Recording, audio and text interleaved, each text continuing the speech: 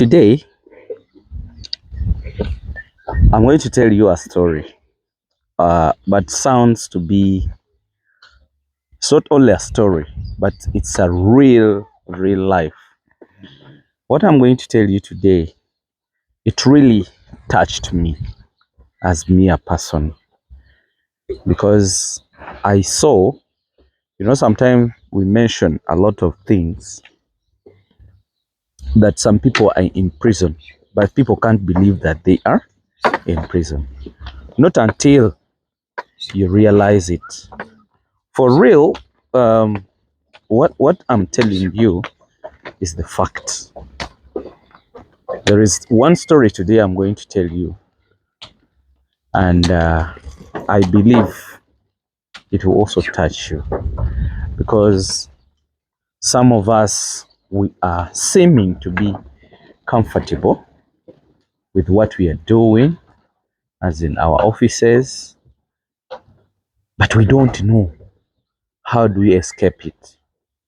We don't know what are the implications. But this, I really want you guys to listen to this story. It's a real story, and we need to find a solution. We need to stop this as we Ugandans and even Africans at large. I want you guys to give me your ears very well. And this, I beg that we stop it because it will not continue like that in our lives. We shall not be anywhere if we really allow such kind of conditions to happen. And those conditions are brought up by us, maybe even those that designed the design of education. Yeah. Yeah, I'm here just to tell you a story of what really happened. And don't take me in a different way. Don't take me to be criticizing. But anyway, these are savannas. This is a savanna section, and our animals are now about to produce because these guys already have kids. You've seen the kids we talked about some time back.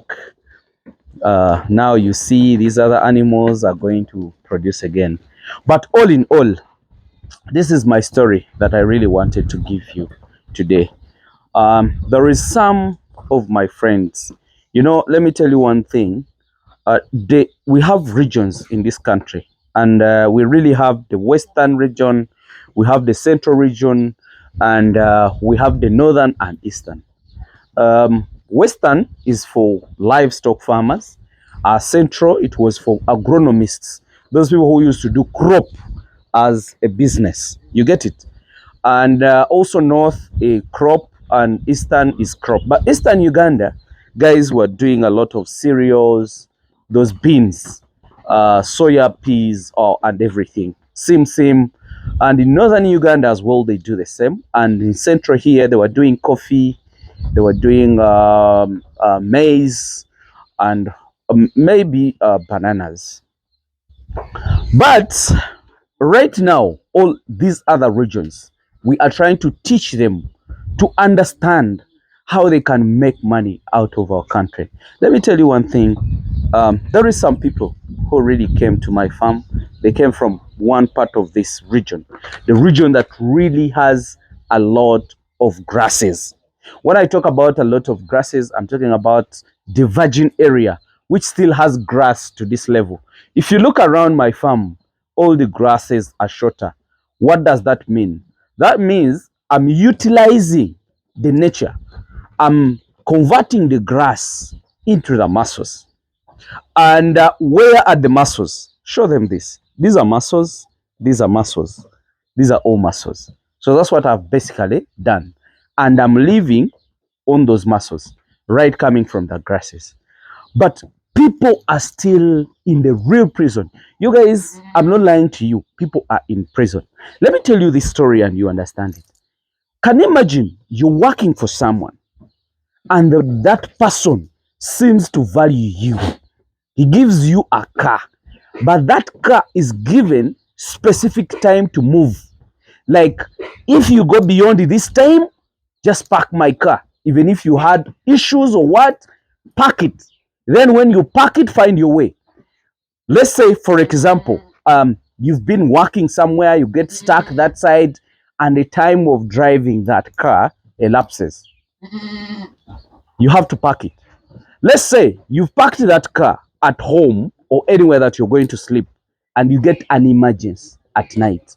You want to take your kid, your wife is going to produce, and everything. The car is demobilized. You can't access it. And you are a worker of that company or that individual person. What do you really get in your mind? Are you in prison or not prison? Were you given that privilege of having a car or not yet? Or not completely? Because if you give me a car and I'm using it, and you give me a specific time, that this time, Hamis, you have to park the car.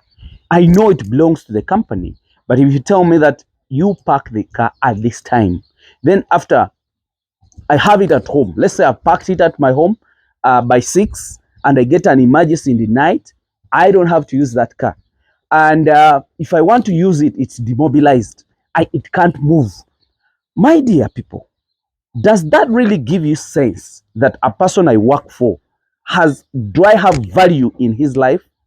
What I'm telling you is the reality. There is an organization, gives people instructions, pays them some small money, maybe 2 or 3 millions at the end of the month. But a person can't sleep, because when you go to the field, you have to come back, go do the report. Then after the report, very early in the morning, you have to move, because you have to keep time of using the car, getting transported. My dear people, do you know what that calls? It's a wake up. I do really appreciate that kind of arrangement. It is unhuman, but it's a call to let you understand that you need to own your own things. The reason why I've made this video is just to wake you up, you guys, to tell you that if you're working somewhere, have a limitation of time that you think you're going to work with that organization. Unless if your boss is too good, he gives you advice, he gives you time to also think for yourself, do what you want, also gives you opportunity to explore or learn what you're doing with your boss. But in actual sense, Ugandans or Africans, we are deep into, we call it what? We are still under colonialism. Because if somebody gives you money and gives you that kind of restrictions, not even to utilize it, even if you want to be off, you have to write a letter. And that letter should be approved. Then you can move and go somewhere. If you lose somebody, you have to write a letter. Then you take it to the director to approve that you lost a person and you have to go. Which kind of prison do you really need apart from that? The reason why I did that video, I was so touched. That's why I decided to say, you guys, you need to wake up. If you go in that kind of prison, I want you to act in that prison for just a limited time. You get it? And actually, even the money they give you, okay, it can help you create opportunity, create your job, create your capital, and then move, but never be comfortable. Let me tell you one thing. Never and never be comfortable. What I'm telling you, the truth is, people are mistreating you, people are misusing you, in the sense, I don't know whether they do it intentionally, so that you guys, you can get to understand that you are used. You have to do your own project. I want you people who are viewing me, my beautiful followers, I want you to set your standard. I want you to set your life. I do not say that don't work. I do not say that don't work. Work, but with a reason. Work with intentions. Work with your projection. Never be comfortable in where you work from. What I'm telling you is what is happening in this country. And where that organization is one of the regions that still has a lot of grasses. I told you a long time ago that grass is the source of everything in this world. Even you yourself, grass, you're living on grass. Either you're vegetarian or you're a meat consumer. You get? So you either eat animal protein or you eat the vegetables. So grass is the source of everything, even your blood and everything that you use in your body. But learn how to use grasses. Because when I compare our country with different countries, you will definitely understand that we own a lot of nutritious grasses. So my dear people, this was a piece of advice. Get out of prison. Don't get out just once. Put your steps outside and start getting out one by one. Because our dear brothers are living under that pressure, are living under that condition of being in prison, and they see. And those people even have capacity of investing for themselves, convert grass and whatever green we see into dollars. Take my advice very serious. If you really understand, they will definitely help you. If you do not, please keep in that kind of condition. That's what I really wanted to tell you, that some people are still in prison, but they can't believe that they are in prison, because that is actually mistreatment. That is even somebody showing you that you have no value. He is supposed to pull you the way he wants, but because you're still looking for a living, that's the reason why you don't leave.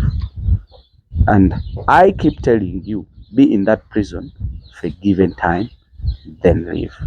Thank you so much. That's just a piece of advice to you people who are still employed in organizations, in private arrangements, who don't even think that there is time to exit, and you are able to bear with all those kind of mistreatments.